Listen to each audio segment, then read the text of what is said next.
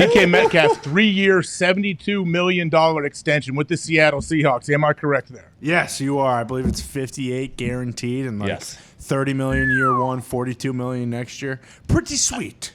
I know I was reading when Spotrac kind of breaks these contracts down. It was a big deal that he's getting $31 million in year one. Isn't that a big deal?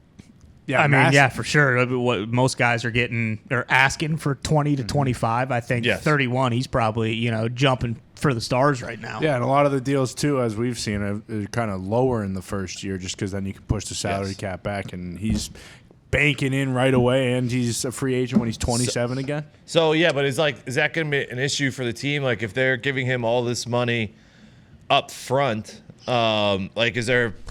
is there potential in 2 years or whatever he holds in again and wants another one and he's got all this money, or is the team? Is it a situation where the team's like, no, we just did this for you. You're going to have to play out your contract. There's no more negotiating here in the before or like hold-ins or whatever.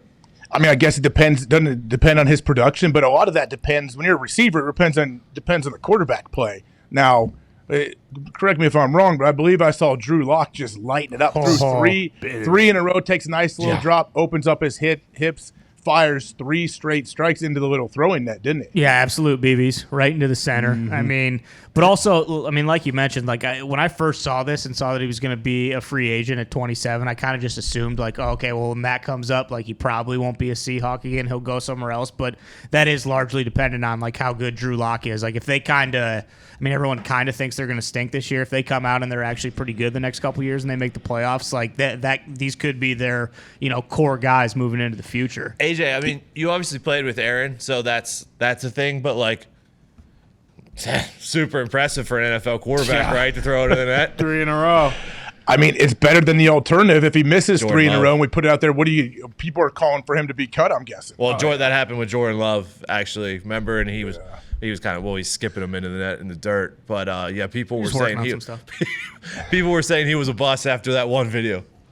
Yeah, so with DK, I'm sure DK seems like he is kind of the guy there. He's the leader. They got rid of a lot of the old crew that was there when they had such a run with the Legion of Boom and everything. DK, I'm sure, will have a big time mentor / leadership role, but he's still super young. You guys say he could be a free agent when he's 27. If he plays out the full contract, I guess he may be 29, right? So that's the very oldest he could be. And if you can go and try to double dip and get another deal before you're 30 years old, this guy is going to make a ton of money if he continues to play at a high level. Yeah, I think he's actually 27 when the full deal is up, not 29. So he's 28 in his last year of it. 28, okay, yeah. Okay. But also, there's a chance they're good, right? If Drew Lock is just hitting bags in there that easily. Is he the starter? Yeah, I assume after that video he might after win that, the MVP. yeah, for sure. But they got Did DK. Pete name him? I think Pete might have named him the starter after that video came out, didn't he? I think he did, yeah. He better, unless he's a fool. But also, if they don't do well, who says Jimmy G doesn't get cut and they just say, fuck it, we'll pick up Jimmy G. And then they have Lockett, Metcalf, Noah Fant, Jimmy G. That's kind of solid, depending on how their O-line is.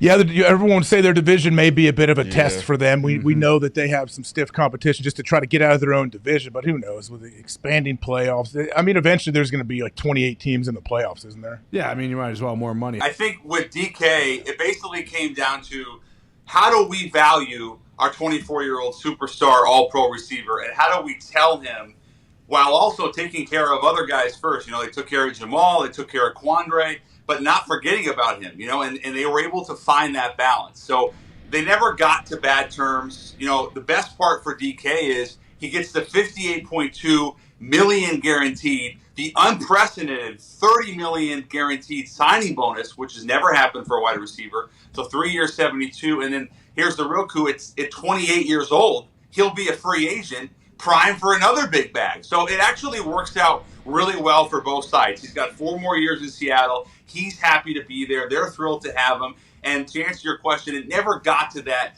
nefarious point where both sides felt like a deal wasn't going to get done. Was DK, do you know if he was all in from the beginning to sign this extension in Seattle? There was thoughts that, okay, Russell Wilson's gone. They don't really know what the quarterback position is happening. Is this team, is this a full overhaul? Was he always dialed in to want to come back to Seattle? He was, and I have spoken with him not only at length yesterday, AJ, but over the last few months and over the last few years as he's become a star. And one of the things he's told me repeatedly is really twofold. He loves the organization. He knows it's a great organization, a great place to be. But he also feels like there's room for him vertical growth-wise in the city, in the Northwest, to be a real face of the franchise and of that region. And I think, you look at what Marshawn Lynch was able to accomplish in a pretty period of time, 5, 6, 7 years. Russell Wilson as well. Premium position players, skill position guys that became the face of the organization and in turn the city and the region. I think DK feels like, okay, I'm 24, I'm getting better every year, and now I'm going to have the opportunity over the next 4 years to really build. So, yeah, I think he felt like the organization made sense for him, Pete Carroll, John Schneider, but also the opportunity to grow on and off the field. So you said you talked to DK yesterday. What was his mood like? Like, what did he seem like? Was he pretty happy? Ecstatic. He was like, they got the deal done. He can get back to football because obviously, if you don't report to training camp, it's $50,000 a day. And he was at camp, but he wasn't really going to participate, right? If you're not signed, so he wanted to just get back into football. Like that's what he is. He's like, I'm a football player. This is what I do.